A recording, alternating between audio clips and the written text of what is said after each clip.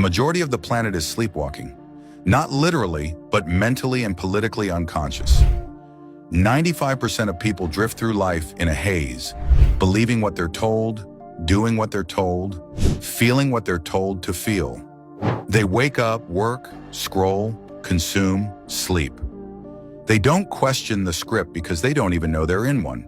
They think they're free because they can choose between two brands of the same product, two parties reading from the same teleprompter, two news channels owned by the same corporate parents. They think that's choice. They think that's reality. Then there's the 5%. They see cracks in the stage set. They notice the scenery doesn't match the story. They see the strings on the puppet show. They catch the camera cuts, the same talking points in different mouths across countries. They read the fine print. They question the headline. They wonder why the story changes depending on who's telling it. The 5% are awake, not in the corporate-approved way, but in the dangerous way, the way that makes you an outsider in a world built for the obedient. They see the system for what it is, a collapsing shell propped up by fear, distraction, and manipulation. They know most people are living in a house of cards built on illusions of freedom and safety. So they try, they warn, they speak, they risk reputations, relationships, even safety to tell the truth. They're not doing it to be liked.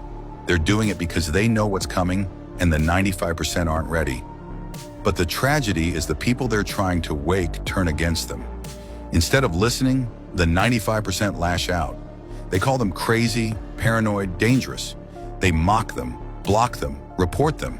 They accuse them of being the problem when they're trying to solve it. The ones dragging people from a burning building are accused of starting the fire. Why? Because truth is uncomfortable. Waking up means admitting you were wrong, accepting that the people you trusted lied to you. The lie is comfortable. The lie feels safe. The lie tells you everything's fine even as the floor gives way. History repeats.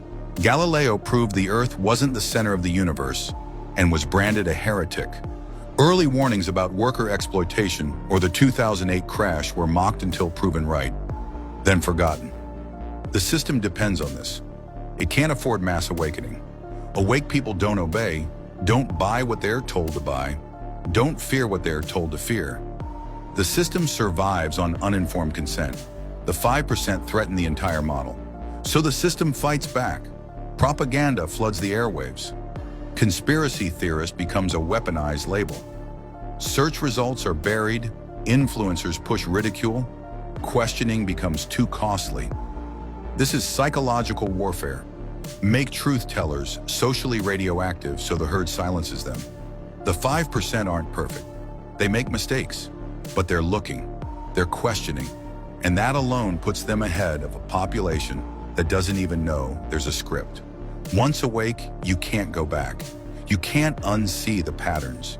You're cursed with the need to speak, risking being cut off and labeled an enemy. Some retreat into their own circles.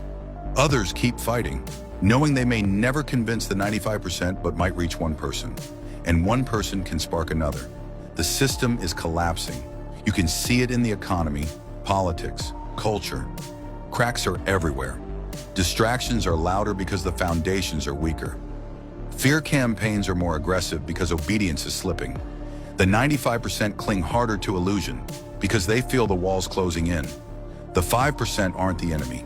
They're the warning before the collapse. They're pointing at the smoke before the fire hits your door. They're telling you the bridge is out before you drive over the edge. By the time most realize it, it'll be too late. Wishing won't rebuild the bridge. So maybe the question isn't why the 5% are trying so hard to wake the 95%.